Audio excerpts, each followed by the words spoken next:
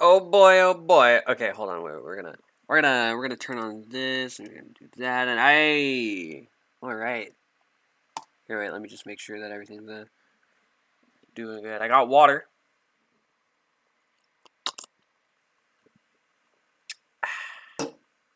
Good old H2O. Good old, what the fuck is it? Hydroxylic acid. Yes, it's beautiful. And we're gonna be doing a little bit of a world building.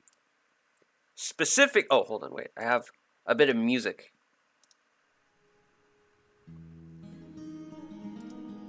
Absolutely perfect. Maybe we could turn it down a little bit more? No, it's probably fine. It's probably fine. Yeah, so what the fuck is going on? Well, here we are in Polaria. It is a region of space in the Migvion galaxy, home to a few stars and a few species. So here, I'm gonna actually wait. This is a bit too hype for here. What it is? What it is? No, what is it? Is a playlist? No. No. Here is it. Window to a world. I think. Yeah.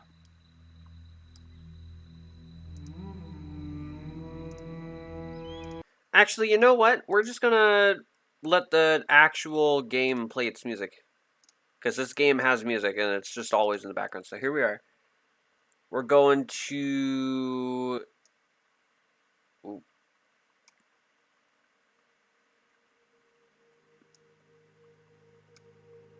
Yeah, nice. Anyway, this game's had a few updates since my last content make on it. And those updates have forced me to remake the system. So I've made a few changes. So we're going to go through another tour of... Well, first, this main star, Lum. And then we're going to do Gen. And then we have New Gen over here.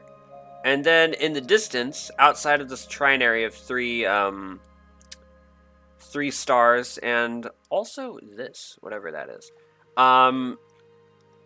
there's 4 other stars, and there's going to be a bunch more. We're going to make some things if we have time after gone through a tour of all these. Yeah. All these names are custom too, and like most of the details on every single object has a purpose. I'm going to explain it in this little stream. So, first thing we got Lum over here, the main star of the first system. It's the largest star in Polaria, at 1.14 masses of the sun. It is a high mass G-type star, or an A-type star. I don't remember which it is. Here, wait, let me plug in its luminosity and see what star type it is. So, wait, no, it's in... Okay, 2.17 solar lumens, or whatever. Spectral type of stars by luminosity. Alright, so let's see. We got temperature range. Okay, so A-type star, or no, it's not A, F. So F-type stars are 7.5 Kelvin, or 7.5 thousand Kelvin up, and G would be 7.5 below. Or no, wait, it would be... No, wait. So the sun, with G-type star, would be 5 to 6,000 Kelvin, and an F-type star would be 6 to 7,500 Kelvin. So we're going to see what the temperature of our star is.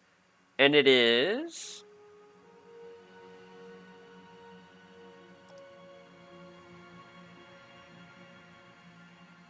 Oh, shit, wait.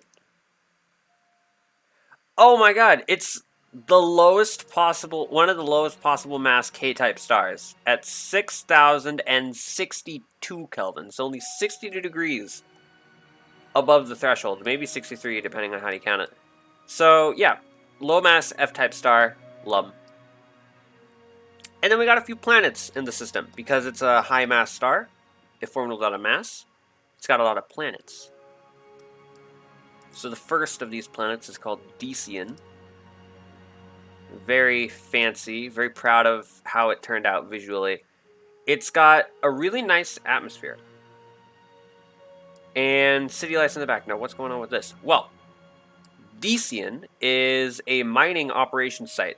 So the intelligent life in the solar system is deconstructing Decian and putting its resources into a Dyson swarm around their star to collect solar energy.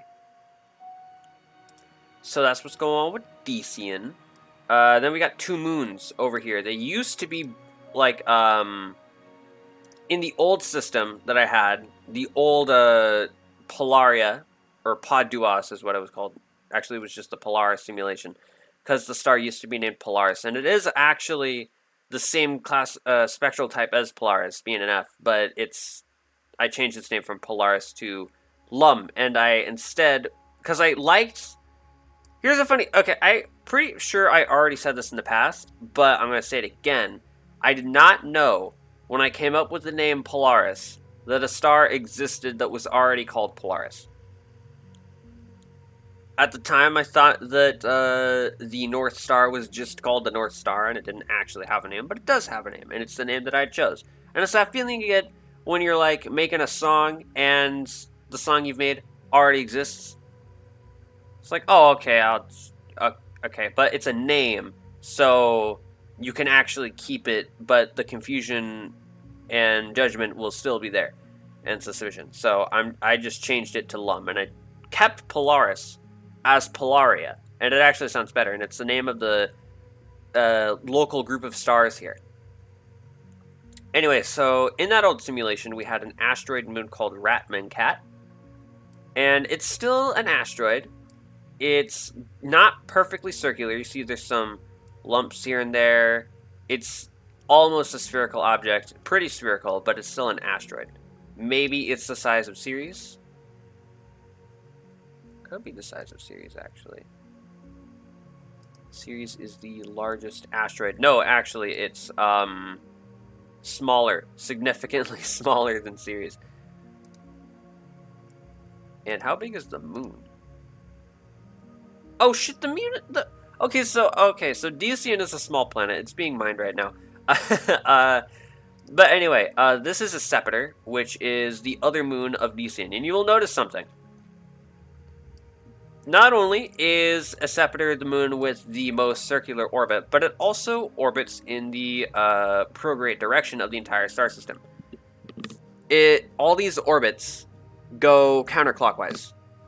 All the natural orbits, because that's how the system formed. It was a counterclockwise rotating disk of gas and dust, and it coalesced into stars and planets, and they all rotated and moved in counterclockwise patterns. Except for Ratmancat, which is going clockwise, which is opposite the direction of both all rotating objects, including itself, but also the opposite direction of where all natural moons would form, going in the counterclockwise direction. So, one may think the Ratmancat was a captured moon, and you are correct.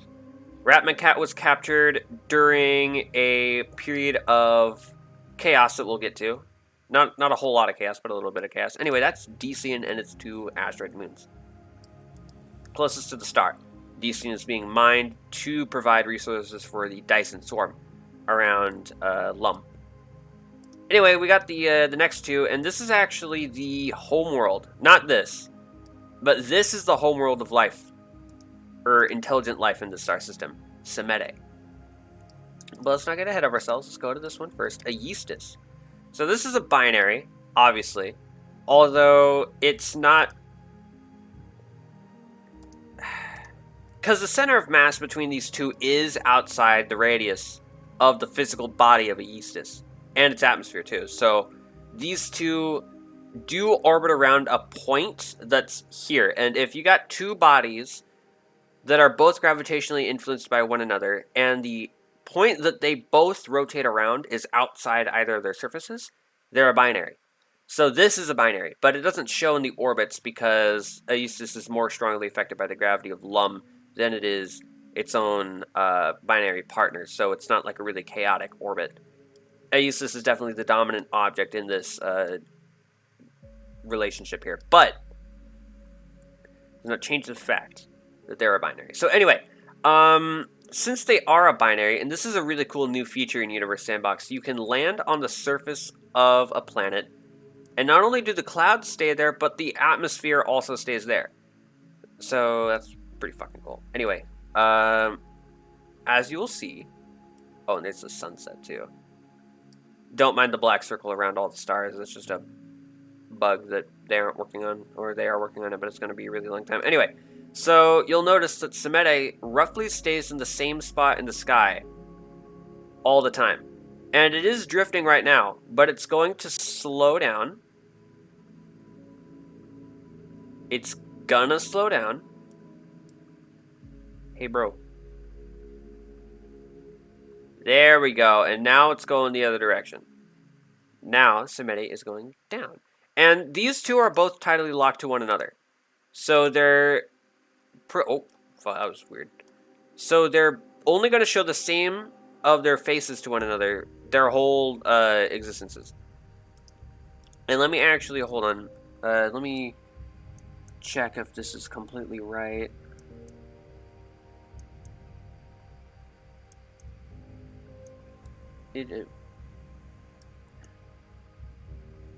It's not. What the fuck? Oh, I know why it's not. Because I replaced this object, so now it's different.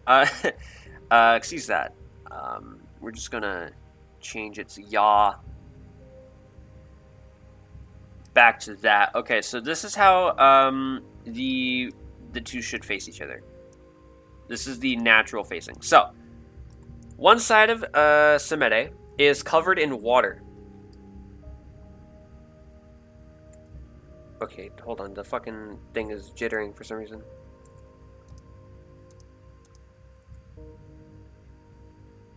Why are they jittering?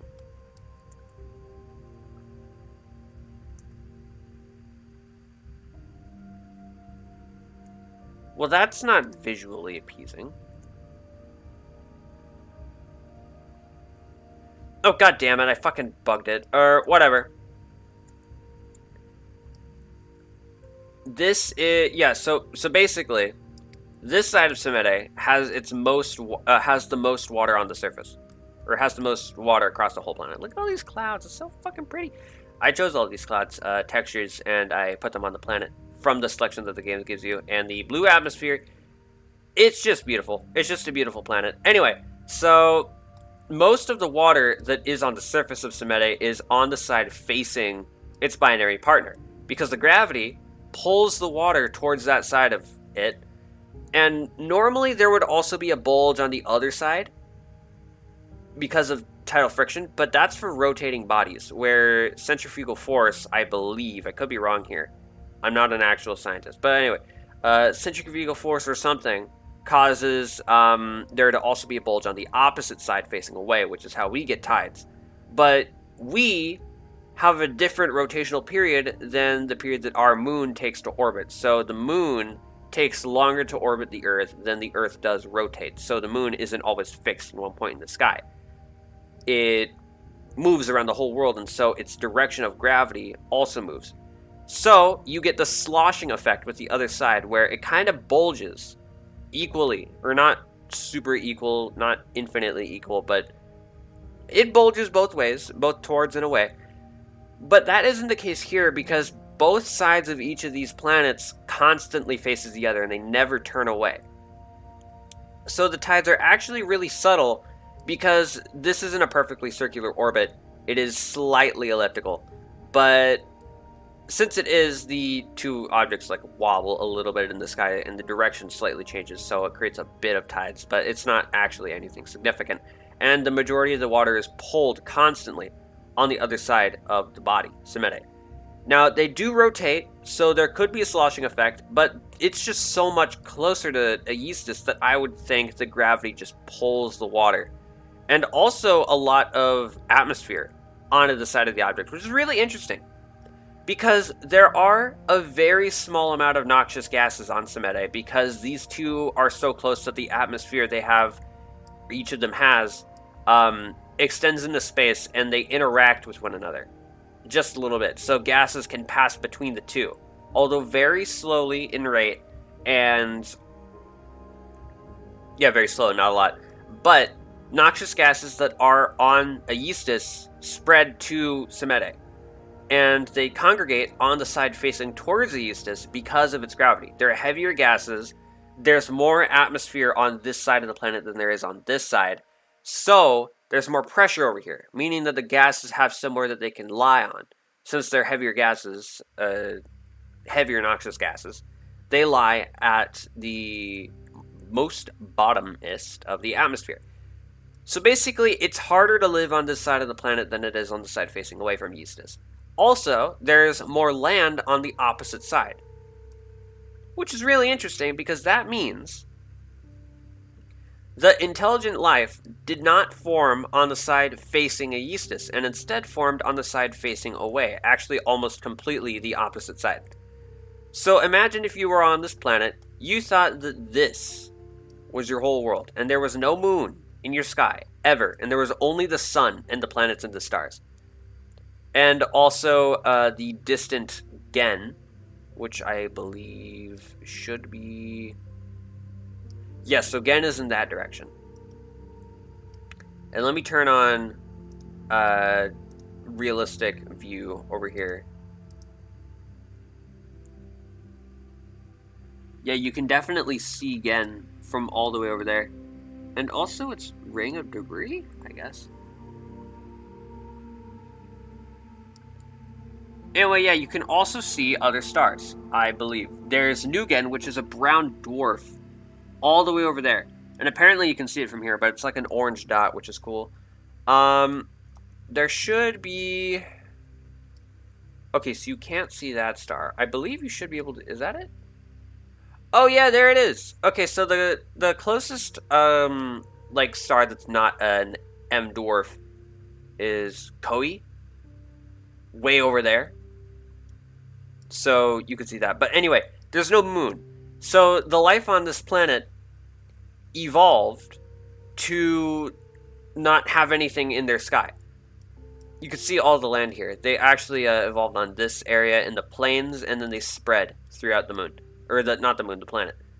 Into here, and they had a whole bunch of culture. But there is land on the side that faces towards Aegisthus. Say over here, for example, on this side, just say you're finally making it to this part of the sea and you land here near this little bay area. This is a really blue sky. You still don't see anything on it, actually. You still don't see the Aegisthus, but it's really close to being visible. So say you make it to the end of this channel and you land here, or you don't land there, but you make landfall here. So you get out of your boat at the edge of this thing, and then you look to the distance and you see something. You're like, oh, that's a mountain. But it's really spherical. So you're like, okay, I'm going to keep going across the land. And then you might make it to the shore of this landmass over here. The shore here, this island. Or close enough to the... Oh, yeah, on the island. And there it is, in the sky. Aegisthus, the other planet, and it never moves. It actually wobbles just a little bit as time goes on, and it's really ominous. You know, I'd be like, well, that's fucking terrifying. And then over here, too, I believe it would be in these northern islands, you see Aegisthus. So with the discovery of this giant planet, you would think that the world is flat at this point, but because of this being visible both directions, and being a sphere, and being wobbling, and, you know, just very visibly a sphere, because you're so close to it, you can actually make out the dimensionality of it. You would be like, okay, so our world is not flat, and it's actually round. But it's really interesting because there's more water here, and it's actually the concentration of noxious gases, so it's much harder to live here. I don't imagine it's impossible to live on this side of the planet, but I imagine it's something like a mountain where it's harder to breathe the air and it's more desolate, but you can live there and people may adapt to live there. So the gases aren't completely poisonous, but they are messing up the concentration of, oxygen in the atmosphere, what you could breathe. So the amount of oxygen you get per breath goes down, but the pressure, is higher generally because you're now at sea level, and there's also more atmosphere on this side of the planet. So it's actually kind of like being on a mountain, but also like if someone were on the mountain and they go to sea level and try to live there. It's really weird. Or I guess worse than sea level. Maybe you lived on the top of a mountain and you now want to try to live in a basin because there's more atmosphere and it has, more shit. It's really interesting. I don't know. Anyway, yeah, that's basically these two. But Aesis itself has water on it. It's actually semi-habitable. The amount of oxygen in the planet is quite low. There's actually a bit more carbon dioxide than oxygen. It has no native life. I guess some life could have arrived via panspermia from an asteroid impacting this world and debris going here, but it would just be in the form of algae on the planet that still uses oxygen to create CO2. But it hasn't bloomed because not a lot of sunlight hits the planet because of these steamy clouds. And it's really warm too, 82 degrees Celsius. Whereas over here, and that was a really weird here, whereas over here, it's only 12. So this is a very warm planet that is on the verge of becoming a runaway greenhouse world. And, I'll take away the cloud. So you can see there is water on this planet. There's also land, at the southernmost and northernmost areas. I guess these are a bit of volcanoes or volcanic islands that pop up.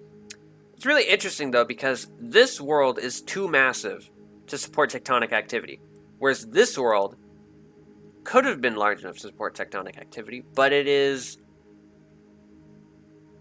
very close to the planet, so it's kind of weird. Continents kind of form, but they mainly slosh around on the backside, and all the land over there is really old. So I don't know about the tectonics, but anyway, that's Aegisthus and Semete, the Aegisthus Duos binary. And then over here we have one of my favorite planet-moon pairs in the entire simulation is Fawn and Drum. So we got this barren, rocky world scarred with impact craters. It's 0.38 masses of the Earth, so it's pretty close to the size of Mars. Actually, let me get Mars over here so we can prove it. Yeah, it's actually a bit bigger than Mars, but it has no atmosphere. And we have a moon over here called Drum, which, it's, it's pretty, it's much more bashed with debris. How big is it compared to the moon? I forget. It's slightly smaller than the moon. Oh, wait, no, hold on. Okay, yeah, so it's a bit smaller than the moon. Not just slightly, but a bit. But, yeah, so Fawn and Drum. The binary over here. Or it's not a binary, actually. It's not a binary. It's just a planet-moon pair. But I think it's pretty beautiful. We got just a planet. It's literally just a rock. And then we got another rock. But, they orbit each other. The description that I'm going to have is a file for this simulation is going to be a file. And it's not from the perspective of me describing each of these planets. It's from an in-universe civilization that is in the Polaria system. So let me go back here. Actually, so to Semete. So here we have the native life here is called the Tyos. Tyos. And they are, I actually have a drawing of them, but I'm not going to show it on stream because that's fucking disgusting and I hate my art. But I don't, yeah. So basically, they got 4 legs and 2 arms. They're kind of like centaurs, but their fingers are like boneless so they can more easily and safely grasp things like tools and food and their eggs, which are giant and leathery. And they got kind of beaks and like squashed heads. They got 4 eyes, so they can both look around for predators, but also narrow in forward for prey. That's kind of just the evolutionary thing on this planet, where most creatures here have 4 eyes. Yeah. So they were very much like humans, actually. They were on this side of the world. During their prehistory, they didn't discover Eustis, but during their like Roman age, all that stuff, they did discover Eustis. So it's a very new discovery in history. In our times, it would be like around the era of the pyramids being discovered, but it would still be a new thing because it's not prehistory, which is important because, yeah. Anyway, so yeah, there's these guys on the planet, and then they get into the space age, where there's nations that compete for dominance. It's okay. This music is getting too hype.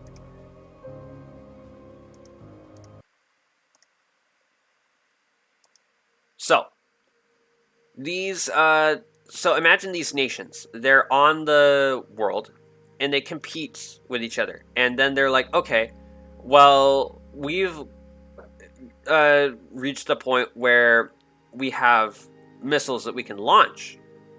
So now we're going to start launching them into space. And then, so one of them will be like, okay, I got my missiles and they're going into space. The other one's like, oh shit, your missiles are going into space. And so they also have to send their missiles into space. And then the space age begins, where they advance aerospace technology to try to gain a technological advantage over their opponents, which is basically what the space age was. It was them making sure that they were capable of doing things, or the space race. It was them making sure they could do things. But on this planet, that evolved into something much more with Aegisthus. So something similar to the moon race happened, where a few nations, at least 2, obviously, were like, oh shit, there's this thing here. And so they started sending probes and robots to this world to for reconnaissance.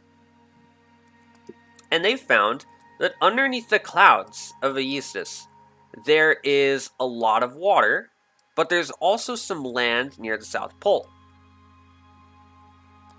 Am I on that land? I don't think I'm at the land. The really rare land. Come on, bro. Where's the fucking... Just tell me, man. Just tell me, man. Where's the fucking land at, man? Oh, I was on the land. It was just really boring. Anyway, no, god damn it, so close. Yeah, so Aegisthus is a really interesting world. It's got a very not nice to breathe atmosphere, but it does have shores and islands and landmasses, and it has oxygen, and it has drinkable water, if you filter it, of course. And it actually has life that is there in the form of simple microscopic life as algae and zooplankton, phytoplankton. It's got a whole microscopic ecosystem and even some simple plants. None have really taken to the surface yet because life spreading to this world has been somewhat recent, only just a few dozen million years ago. So it's evolved to adapt, but it hasn't evolved to the point where it can become something. Or something remarkable.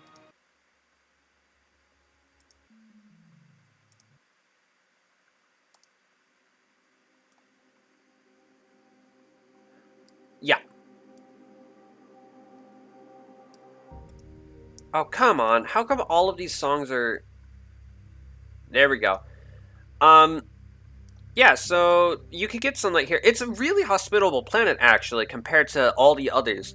But it's also a challenge, especially for, like, late 19th century technology, or mid-19th century technology, actually, because our space age was in the 1950s it started around, and then the 1960s is late 1960s when we landed on the moon. So something similar would have happened here. Oops.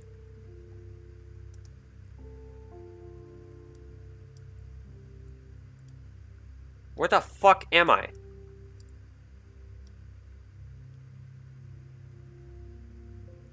What the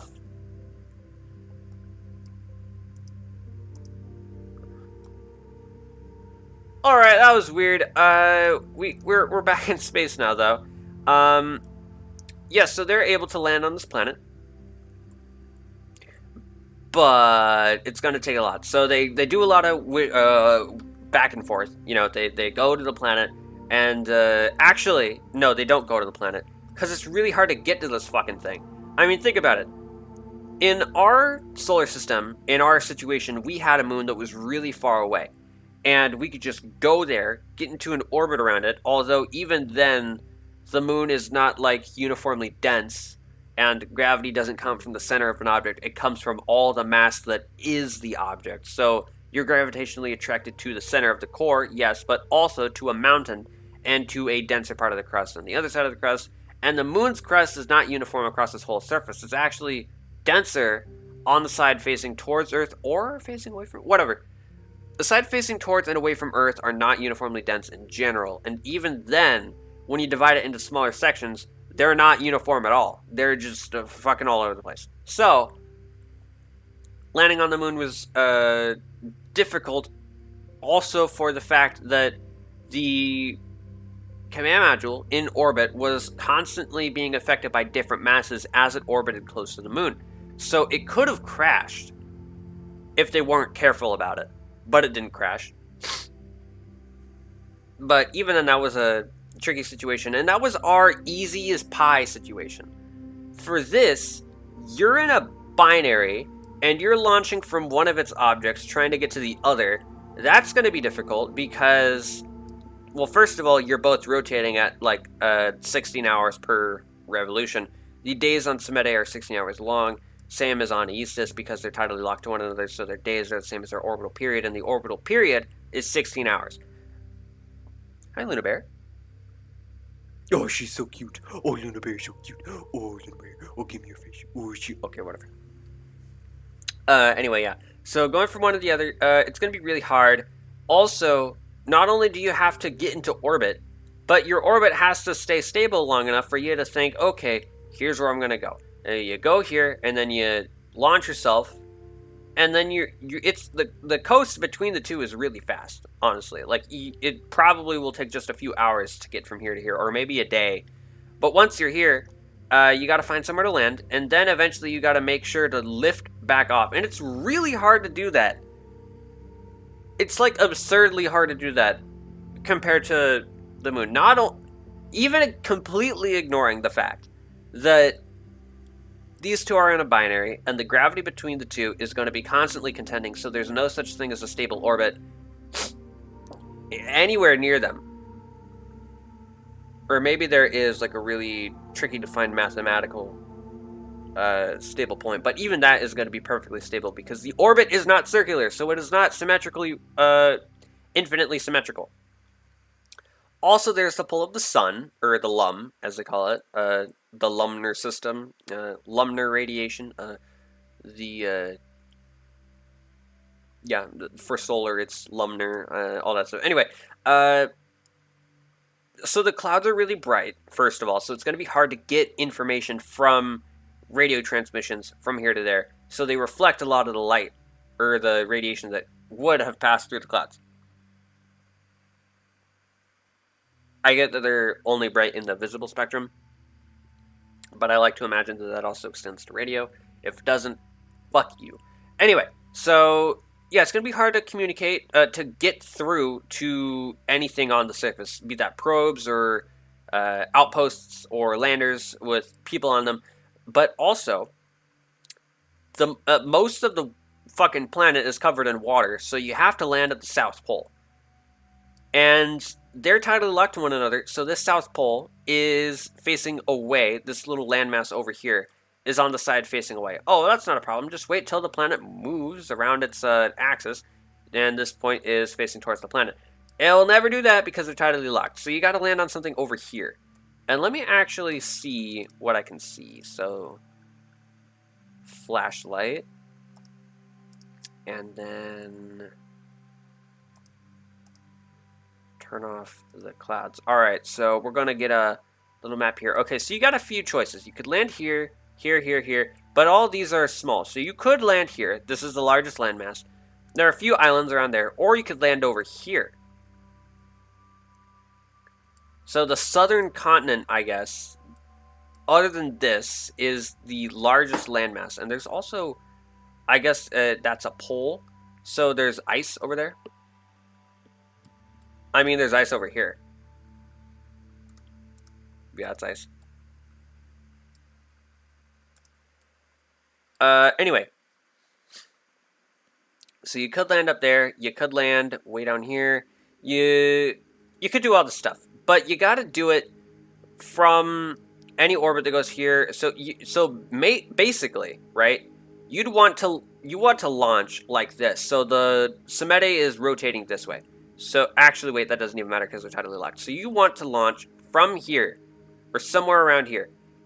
Or you want to get into an orbit if you're on this side of the planet. If your country's on this side of the planet, then you would want to, I guess, just go straight and kill off a lot of your angular momentum to where if the planet's going here, you go a bit slower. So if the planet was here, you'd be here. So basically, you're going away from the planet, killing your velocity relative to your orbit. So this barycenter goes down because you're going to go, woo. Anyway, basically, you slow down and you start to approach the planet. And you want to go like this. But you're constantly being pulled by Semete's gravity. So you'd have to treat that not only as the 2 points constantly being there, but rotation always being a thing. And you'd have to switch that reference between which target you're going for at the time. Say you wanted to launch from here to go back to Semete. It uses has more... What the fuck? I've been talking for too long, I think. So my voice is starting to crack. I was also talking a lot yesterday. So that's a problem. But anyway. Here, hold on. Let me make a check.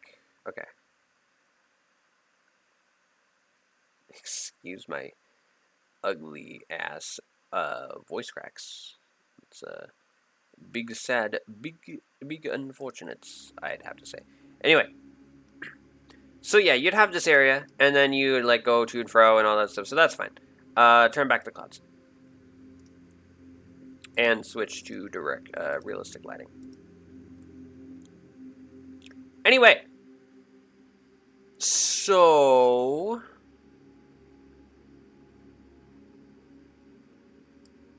yeah, there's all that stuff. But also, you have to lift off from this planet to get back into Semete's hands, and that's really challenging for multiple reasons. First of all, let's look at oh wait, also the temperature on this planet is really high too, so you'd have to contend with that with living there. But let's go to the surface details. Let's check that. So going down to the atmosphere, we see that the pressure is about 1.8 times that of the Earth's. The atmospheric mass in general is 3 times that of Earth, but there's a larger surface for that mass to be spread over, so really it's just under 2 times Earth's atmosphere. Whereas on Semete, I'm pretty sure it's almost 1. Yeah, it's almost 1 Earth atmosphere. Actually, it's a little bit lighter. So, not only would it be harder for us, but it's a tiny bit harder for them because the atmosphere they're used to is less dense than ours at the surface. There's less pressure. So anyway, you're trying to lift off from that shit. Also, there's a higher gravity. I believe the surface gravity on this planet is 11.7 meters a second. So that's just a bit around 1.3 Gs. So it's a heavier planet. And you'd also have to go through more atmosphere. So it's really easy to land here. Actually, it's going to be surprisingly easy to land here. But it's really hard to take off. And also the surface is covered in these storms. so it's going to be really windy. So it might actually be hard to land, and even harder to lift off because you got to deal with constant turbulence. Far more turbulence than on Semete, and definitely more turbulence than on Earth. There's currently a hurricane on Semete's texture, but look at the size of this hurricane. Or look at this one. This is just a constant circulation area near the southern landmass. So that's interesting. Also the northern one too, I guess. But there's almost nothing out there, so whatever. So anyway, yeah, it's going to be really hard to get actual people there and have them return safely, but that'll put them on a path of very nice technology when they manage to succeed. And when they do, they'll be able to do things like that. It actually might be easier to land on Fawn in an interplanetary flight, but even then it wouldn't be, because your home planet is not one target. It's two, and you have to separate that into one target, and your target is harder to hit because it's the lighter one. So you'd have to go not only on an interplanetary flight from the Aegis Duos, navigate your way out of that to where your trajectory at the end of the day is one that will intercept the Fawn, but it'll also be one that, not it'll also be one, but when you land, either on Drum or on Fawn, and you do your science, and you want to return, you'd want to be so that you can actually, like, fucking zero in on which of these two objects you're trying to land on. So let's go on the interplanetary journey, like, ooh, woo. And here you are. And you've arrived. And you are trying to figure out which one you're going to land on. So at this point, you're like this far away, and you got to be very precise, because not only are you aiming into the future, but you also have to calculate the gravity between the two and their asymmetry, because they're not uniform across their whole surface, although that's really subtle. So anyway, you go through, you also have to account for the subtle atmospheric drag that's in the system, because there's a shared atmosphere between the two that's like really sparse, but it exists, and it's going to cause some drag. And then you need to navigate your way to Semete, and you need to aerobrake, hopefully, and enter the atmosphere. Or actually, you could aerobrake around Aegis, because it has a much higher atmosphere. You aerobrake there to kill off your interplanetary speed, and then you can land on Semete. That's actually really lucky. But the other thing is that this orbit is really eccentric. Or not eccentric, it's really elliptical. Or not elliptical either, it's inclined. It has a high inclination. There we go. Eccentric and elliptical are both the same thing. So, yeah. It's going to be hard missions from the TIAS, but they're going to do it, and they're going to learn to fucking deal with it. Anyway, the next planets is honestly one of my favorites. It's Callus. Or Callas. Or Callas. Callus? Hold on, wait. So Callus. Callas. Callus.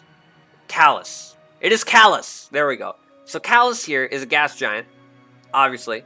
It's got a bit of green. It's got some bands going on. You know, it's pretty cool. It's 4 1/4 times the mass of Jupiter, so it's really heavy. Actually, it's a fucking beast. And it has a green color, and that's really interesting. Why does it have a green color? Why is Callus green?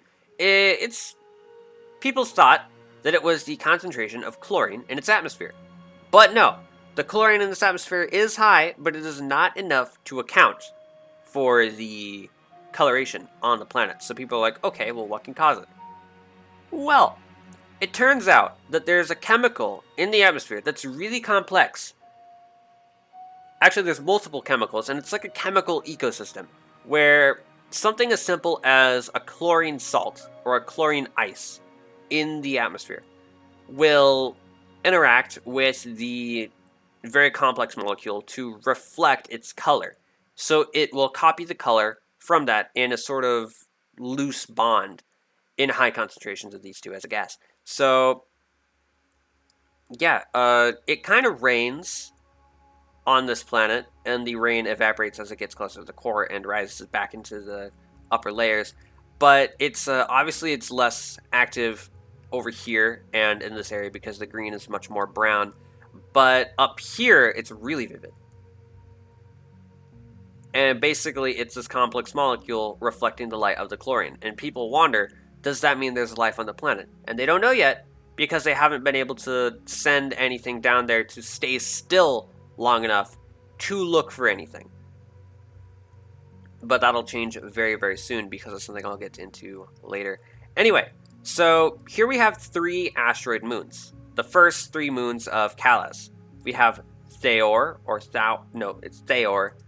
So Theor is a red asteroid. Kind of like, I believe it's called Amalthea? Or Amalthea? Amalthea is what I call it.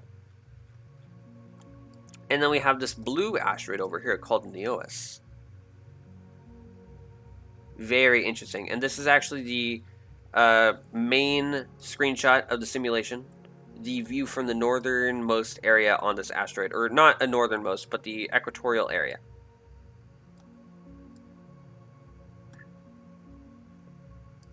Just a little bit further to the side. Gives a beautiful view of Calais. Anyway, that's that asteroid. Over here, we had the last of the asteroid moons called Lu. And it is pink. Anyway, those are the 3 asteroids. I had more to say about them, but my throat's starting to get torn, so we're gonna... Actually, I'm gonna drink water. Maybe that'll help.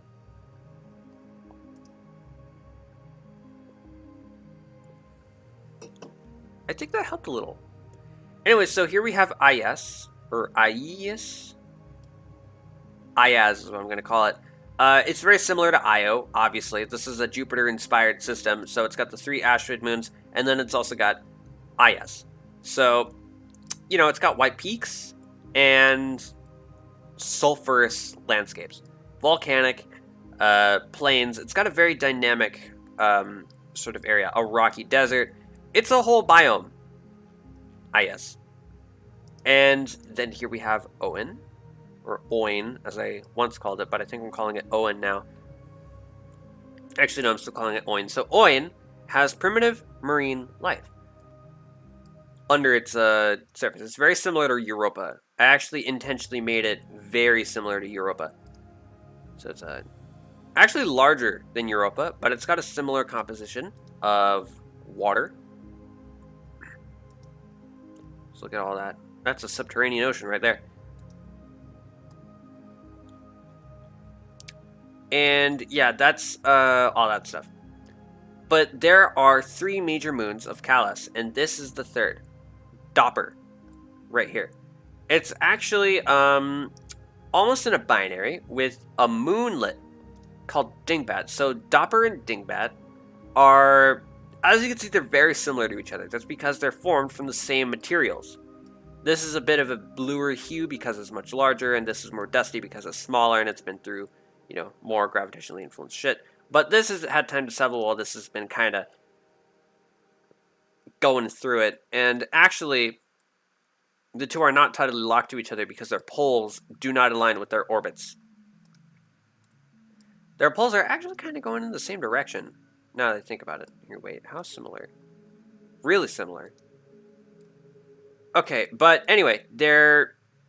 And yeah. And they're not entirely native to the Callian system, this gas giant system over here.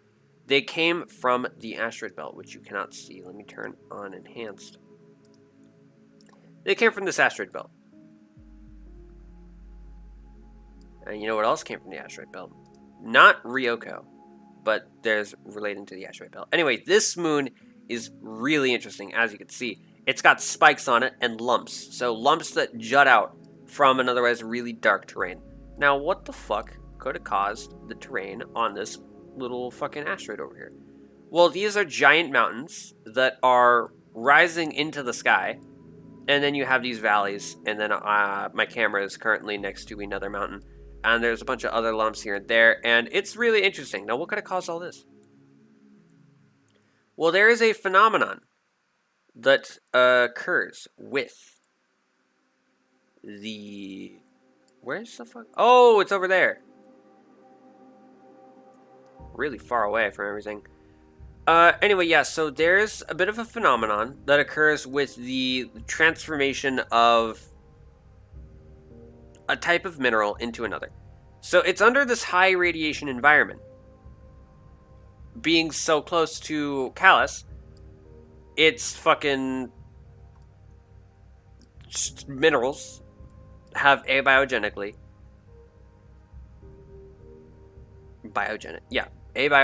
formed into these mountains, these lumps. Because of the magnetic field, it charges them, and it causes them to bunch up into bulbs. And that's not scientific at all. I know it. That's complete world building BS. But I do like the way it sounds. Fuck you. Anyway. So that's kind of what happens. You know, the magnetic field causes specific minerals to separate on the surface and bunch up into these mountains. And as you can see, it does have some of its old shape here. There's a giant area that isn't a lump. That's an actual mountain area. And then you have something as extreme as this fucking thing, which is really weird. But anyway, it's really lumpy. Now, what could have caused this? Because while this is possible, it's not naturally possible. Because this asteroid has a very weird orbit.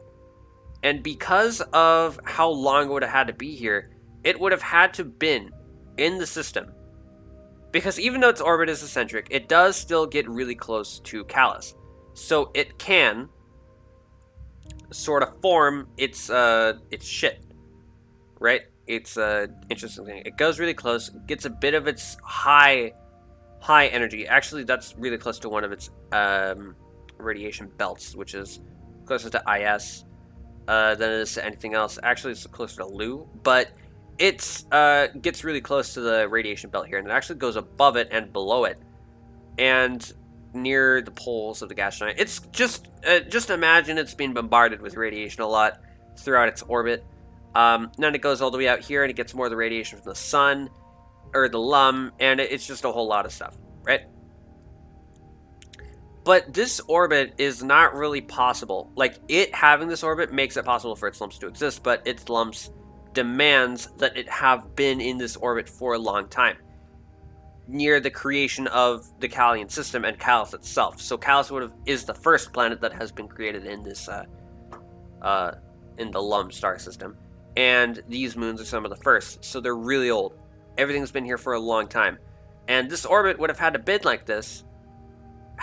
been like this for a really long time, undisturbed, which isn't possible because of Doppler and Dingbat.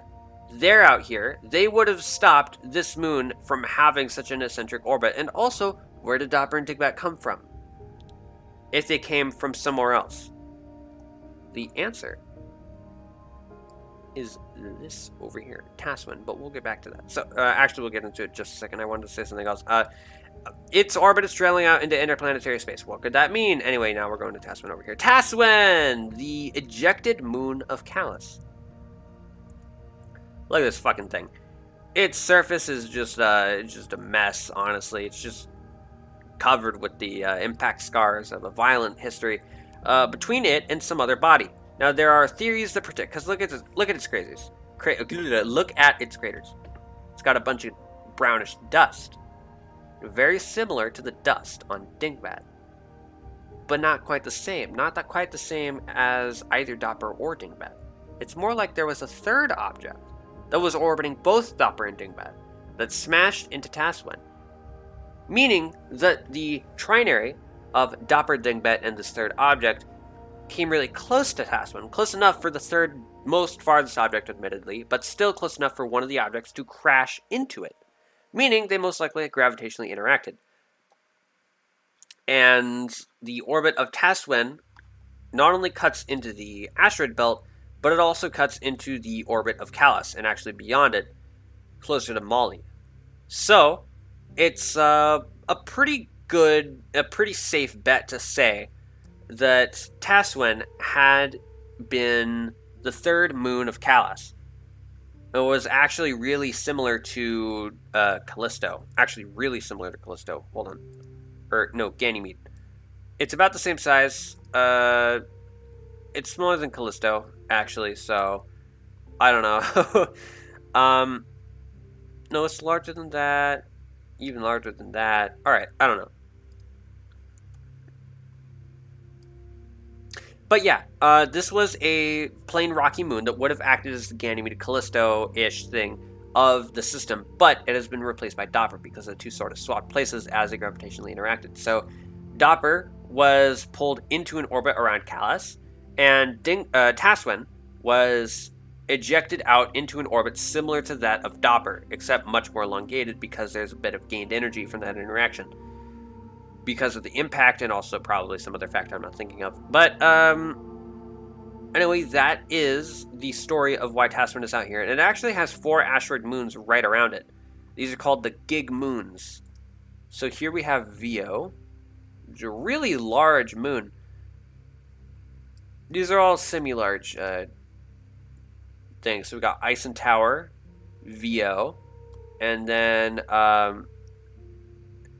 Jalfi, I think is how I pronounce that, or how I used to pronounce that. And the 4th one, which is over here, Tau. Right, so we got these 4 over here. That's the now dwarf planet Tasman. Anyway, the last one of the last ones is Malia. So the Malian system is quite interesting. First of all, it's a helium giant, which is why it's almost completely gray. And it's very disturbing to the people who try to study this, because there's no reason why Malia should be a helium giant. There's too much helium in this planet's atmosphere. It's a wild ratio of helium to hydrogen. It's like insane. And they don't know why. And they don't know why it could be how it is. Excuse me. Yeah, they don't fucking know. It's really strange. You know, and some of them have consulted with, like, they've reconciled their theories on how planets form. Some of them went to religion to figure it out. And they don't know why this fucking planet has so much helium in its atmosphere. And why it's a helium giant. Really rare. Really unexpected. It's almost as if something forced it to be a helium giant. And that answer isn't in the simulation. And it's not going to be in this video. But feel free to speculate. Anyway, it's got these rings. It's got Saturn-like rings separated into pretty much 2 bands. You got this one and then this one. But it's still a ring all the way through. And they're not in the simulation because I can't simulate their equatorial dusty mountain ranges, powdery mountain ranges. But there are gig moons. There are shepherd moons in the rings. That's not only are the reason why the rings are parted, because their gravity pulls on particles in the rings and causes them to wave out into gaps as they make pass after pass after pass for billions of years. Or I guess millions.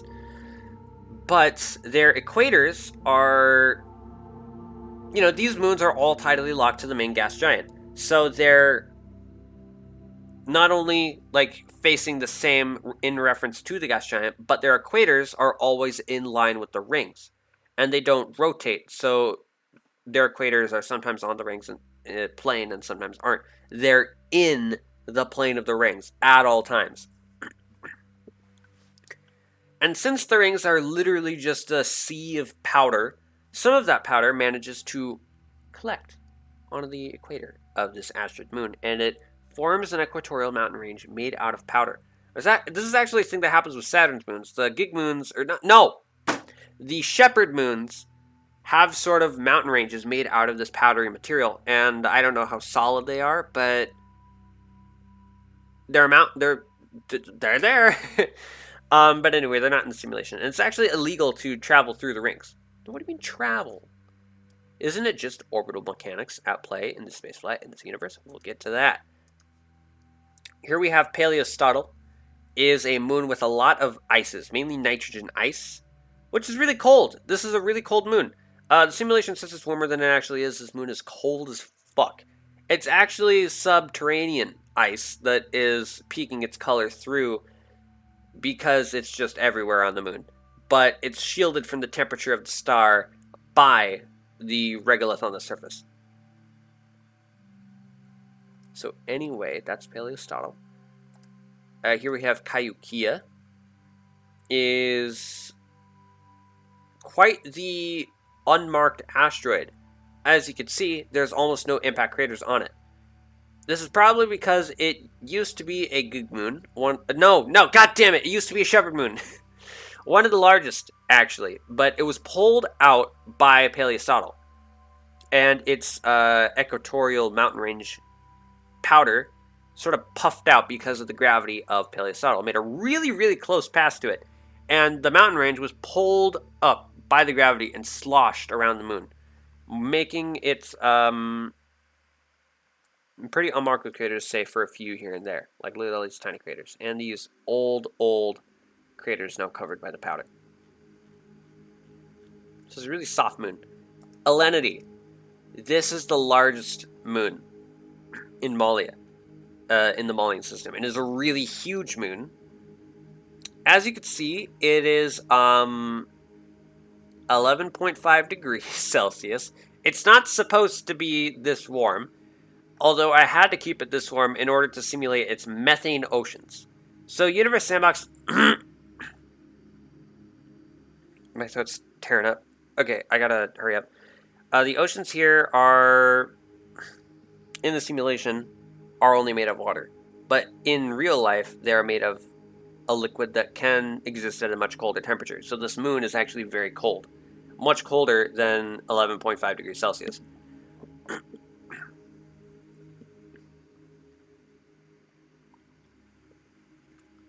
But it is, in the simulation, 11.5 degrees because I had to use water. Interestingly, propane is a methane-similar compound. So this atmosphere has methane, but also a bit of propane. And in the first early days of space exploration, the people, Tias, found this system, found this moon, and did not want to land on it because they did not want to get ready for this. They didn't want to risk setting the atmosphere on fire because it's propane, and they thought that it could cause a fire, and their fuel could just literally ignite the whole atmosphere and cause it to explode, and the moon would be forever ruined. And also whatever mission they were planning to use. So they didn't do that. But since then, they realized that the fuel they used could not cause the atmosphere to explode. And there's no oxygen to burn, because if there was, then anything simple like an asteroid impact from the fucking rings that are being sloshed around by fucking Paleostotle could have sent a meteorite into the atmosphere and caused the whole thing to blow up. But that didn't happen. So anyway. It's a very stable thing. It's got clouds and stuff. And there's a city here. But Tias can't breathe this. It's too cold. And it's fucking no oxygen. Well, there are androids that are on the surface. Yeah, I call them androids in the books. There are androids, and they have cities and stuff. And they actually have a whole civilization here. Androids in this universe have reached a level of intelligence that resembles that of basic brains, or not basic brains, complex brains. They have simulator chips that are, or not simulator chips, but simulator components that basically have the sole function of not running any calculation, but that of simulating a brain. So it's not like input-output. It's like a very, very, very complex neural system that has inputs and outputs. But if you give an input, you don't know what the fuck the output is going to be. So it's not like a machine at all. It's like an organic, spontaneous thinker, which is the whole point. So since then, since this is like 8,000 years after humans entered the galaxy, just ignore that piece of lore that I accidentally dropped. Since it's been a long time since the first androids were created, they are now fully sentient. And that moon is one of their homeworlds. Anyway, here we have a moon called Oromia, or Oromia. Orumia? Fuck, whatever. It was a pun. Aurum was the old name for gold, which is why on the periodic table it's AU. A-U-R-U-M. Aurum, the old name for gold. There's a lot of gold here, but there's also a lot of other heavy elements that are on the surface. Some mysterious natural phenomenon is causing the interior heavy elements of the moon to be pushed up to the surface, and the lighter elements to be pushed down below the surface, and they don't know what the fuck's going on. But it's the very, very top, in very thin deposits, because there's not a lot of heavy metals in the moon as a whole. If you just took this moon, turned it into a paste, and analyzed the percentages of what elements were in it, the heavy elements would not make up a very large percentage. That's because pretty much all the heavy elements are on the surface instead of having deposits. So it's a site for mining. I forgot to put city lights on this thing, but it's a site for mining. And that's one of the last moons. Here we have Liliat. It's just a simple asteroid moon that was... I forgot what lore I had for this one, but it's there. Oh, also we have Sherbin Click. So it's a Pluto-like world, and then we have Click, which is in a very elongated orbit. And yeah, Sherbin Click.